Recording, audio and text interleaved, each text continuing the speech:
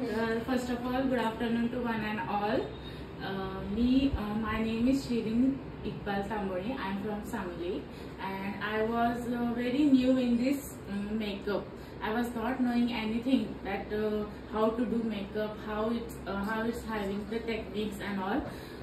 But when I decided to join this class, I was very feared that कि मैं अभी हिंदी में बोलती हूँ कि मैं बहुत फियर में थी कि मैम अब मुझे लेंगे कि नहीं क्लास में, because I was very fresher ना, सो वो मुझे लेंगे कि नहीं, मतलब मैं बहुत ऐसा थी। जब मैंने मैडम के साथ कॉल पे बात की तो मैडम ने मुझे कहा नहीं, you are very much welcome, तुझं आणि माझं रक्त वेगळं आहे का, रक्ताचा कलर हा वेगळा असतो का, ह्या गोष्टीमुळे मला असं मॅडमचं बोलणं असं मनाला असं खूप म्हणजे असं दिल को छू के गया, म्हणून मी मॅडमचा क्लास जॉईन केला।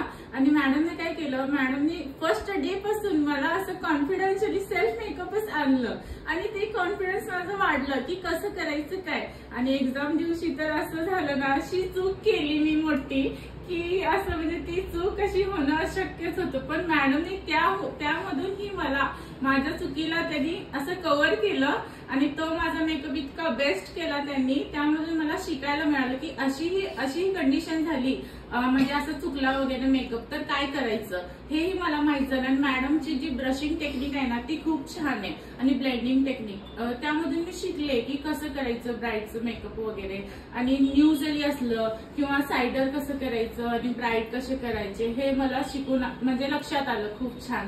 आणि मॅडमचं असं बिहेवियर स्ट्रिक्ट आहे पण खूप छान आहे, असं म्हणजे मिळून मिसळून जातात आणि माझ्याशी तर जास्त बोलल्या म्हणजे असं हे म्हणून खूप छान वाटलं। आणि राहिल्या ह्या सगळ्या माझ्या मैत्रिणी, माझ्याकडून जर काय चुकी झाली असेल तर मला खूप खूप माफ करा, त्यासाठी खूप सॉरी।